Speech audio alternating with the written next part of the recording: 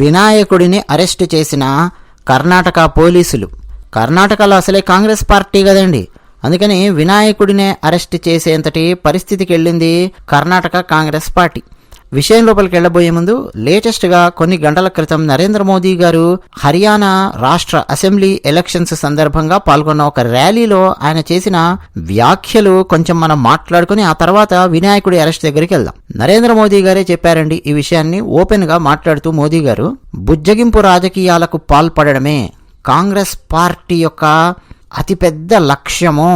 ఎంతసేపు మైనారిటీలను బుజ్జగించడము, వాళ్ళను బుజ్జగించడం కోసం ఈరోజు పరిస్థితి ఎంతవరకు వచ్చిందంటే ఏకంగా గణపతిని సైతం కటకటాల వెనక్కి నెట్టే పరిస్థితి కాంగ్రెస్ పాలిత కర్ణాటకలో చోటు చేసుకుంది అని చెప్పి నరేంద్ర మోదీ గారు వ్యాఖ్యలు చేశారు. అంతేకాకుండా మోదీ గారంటూ మొత్తం భారతదేశం అంతా గణేష్ పండగ ఉత్సవాలను ఆనందోత్సాహాలతో జరుపుకుంటూ ఉంటే ఈరోజు కాంగ్రెస్ గణేశుడినే అరెస్ట్ చేసి కటకటాల వెనక్కి నెట్టే పరిస్థితికి వచ్చింది.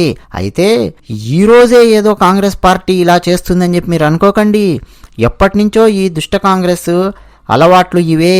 అంతేకాదు ఎప్పుడో పాత కాంగ్రెస్, భారతదేశానికి స్వాతంత్రం రాకముందు కాంగ్రెస్, ఆ కాంగ్రెస్ కాదు ఇది. అర్బన్ నక్సలైట్ల రూపంలోకి కాంగ్రెస్ పార్టీ మారుతోంది. అబద్ధాలు ఆడడానికి కూడా సిగ్గుపడడం లేదు కాంగ్రెస్ పార్టీ అని చెప్పి నరేంద్ర మోదీ గారు ఉతికారేశారు. విషయానికి వస్తే అండి, మీరు కూడా కొంత వార్తలలో చూసే ఉండొచ్చు.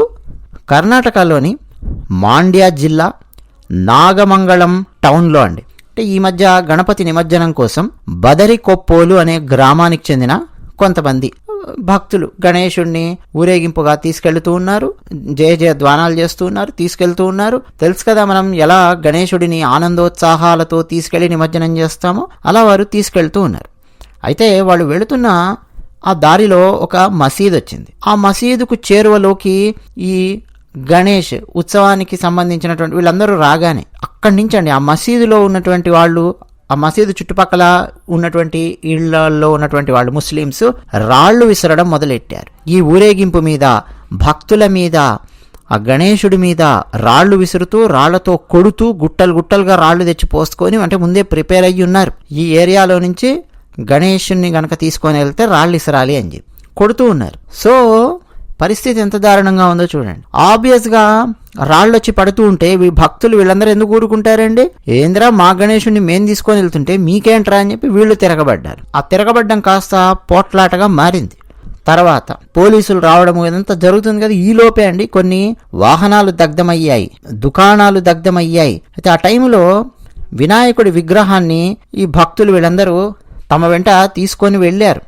అయితే ఫస్ట్ పోలీసులు ఏం చేశారంటే ఆందోళనకారులను అదుపులోకి తీసుకొని వాళ్ళ చేతుల్లో ఉన్నటువంటి విగ్రహాన్ని పోలీసులు వ్యాన్లోకి ఎక్కించారు. మీరు గమనిస్తున్నారు కదా, అంటే కటకటాల లోపలికి తీసుకెళ్లే ఖైదీలను, రౌడీలను, గూండాలను ఎక్కించి తీసుకెళ్లేటటువంటి ఆ వ్యాన్లో గణేశుడిని ఎక్కించి తీసుకెళ్లే ప్రయత్నం వాళ్ళు చేశారు, తీసుకెళ్లారు కూడా. దానికి సంబంధించి ఫోటోలు, వీడియోలు ఇప్పటికే సోషల్ మీడియాలో బాగా వైరల్ అయ్యాయి. కర్ణాటక కాంగ్రెస్ ప్రభుత్వం మీద నిరసనలు కూడా వ్యక్తం అయ్యాయండి గత 2 రోజులుగా. అయితే వెంటనే కర్ణాటక ముఖ్యమంత్రి సిద్ధరామయ్య అప్రమత్తమై గణేష్ నిమజ్జన ఉత్సవంలో హింసను ఖండిస్తూ ఉన్నాను, ఇది కొంతమంది దుండగులు చేసిన పని అని చెప్పి ఆయన ఆరోపణలు చేశారు.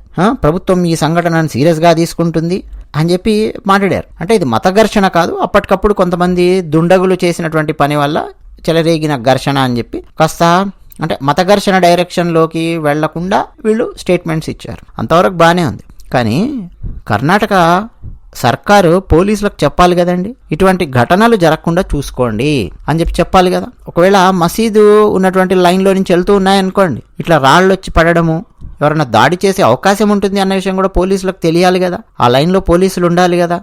ఒక ఊరేగింపు కానీ ఇవన్నీ వెళ్తూ ఉన్నప్పుడు ఈ 10 రోజుల పాటు, అంటే వినాయక చవితి అప్పటి నుంచి మొదలెట్టి పద్మనాభ చతుర్దశి వరకు, అంటే అనంత చతుర్దశి అని చెప్పి అంటాం, అప్పటి వరకు ఆ 10 రోజుల పాటు పోలీసుల పహారా అనేది ఉండాలి కదా. అవునా కాదా?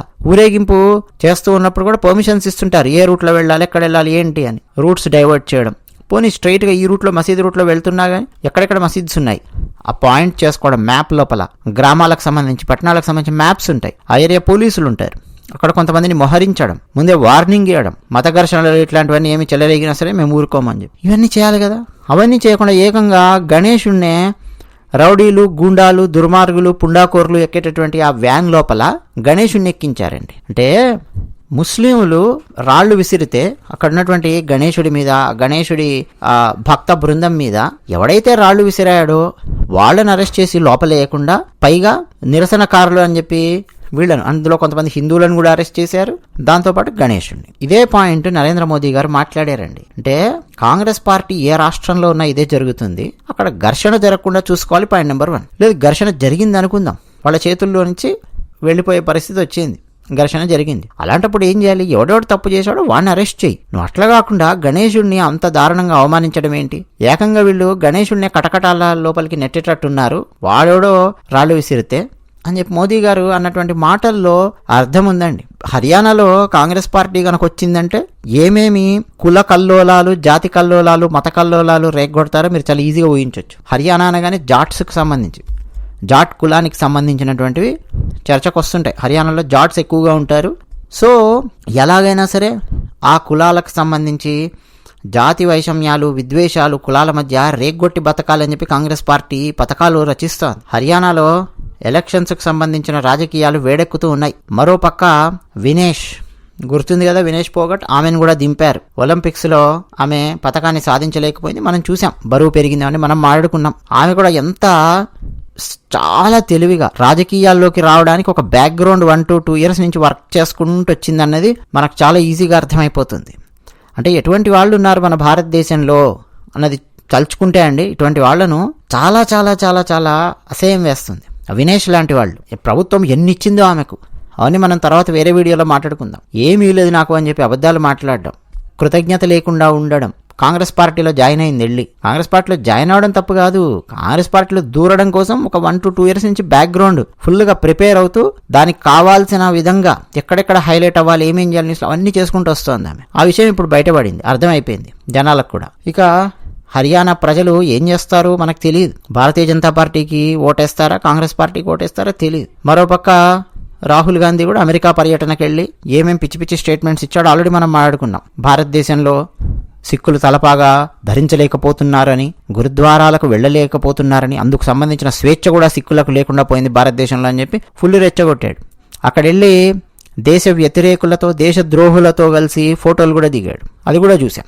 బంగ్లాదేశ్లో ఉన్నటువంటి అతి భయంకరమైన ముస్లిం సంస్థలు ఉన్నాయి, కాశ్మీర్ వేర్పాటువాద సంస్థలతో పనిచేసే సంస్థలు బంగ్లాదేశ్లో కొన్ని ఉన్నాయి. ఆ సంస్థలకు సంబంధించినటువంటి కొంతమంది ఉన్నారు, చాలా దారుణమైనటువంటి వాళ్ళు ఉన్నారు, భారతదేశం మీద నిరంతరం విషంగక్కే వాళ్ళు ఉన్నారు. అలాంటి వాళ్ళతో కలిసి దిగినటువంటి ఫొటోస్ ఉన్నాయి, మొన్ననే బయటకు వచ్చాయి. సో ఇది కాంగ్రెస్ పార్టీ పరిస్థితి. మన తెలంగాణలోనేమో ప్రజలు బీఆర్ఎస్ మీద కోపంతో కాంగ్రెస్ పార్టీకి వేశారు. ఒక దయ్యాన్ని కొట్టడానికి మరో దయ్యాన్ని పెంచి పోషించాల్సిన అవసరం ఉందా అన్నది కూడా ఒక్కోసారి ఆలోచించుకోవాలి. ఒక దయ్యం మీద మరో దయ్యాన్ని ప్రయోగించడం అనేది కొన్ని వ్యూహాలలో భాగంగా ఉంటుంది. కానీ ఒక దయ్యాన్ని వదిలించుకోవడానికి మరో దయ్యాన్ని తీసుకొచ్చి నెత్తి మీద పెట్టుకోవాలా అనేది ఆలోచించాలి. అది ఆలోచించలేకపోయారే తెలంగాణ ప్రజలు అన్నటువంటి కించిత్ బాధ అయితే ఉంటుంది. ఎందుకంటే బీఆర్ఎస్ పార్టీని కిందికి దింపాలి అని అనుకున్నప్పుడు ప్రత్యామ్నాయంగా అత్యంత బలమైనటువంటి నాయకుడు నరేంద్ర మోదీ గారు ఉన్నటువంటి భారతీయ జనతా పార్టీ ఉంది. భారతీయ జనతా పార్టీకి ఓట్లు శాతం అయితే పెంచారు, కానీ ఎక్కువ సీట్లు ఇవ్వకుండా కాంగ్రెస్ పార్టీకి ఎక్కువ సీట్లు ఇచ్చారు. సో కాంగ్రెస్కు ఒక రకంగా ఆక్సిజన్ ఇచ్చారు తెలంగాణ ప్రజలు.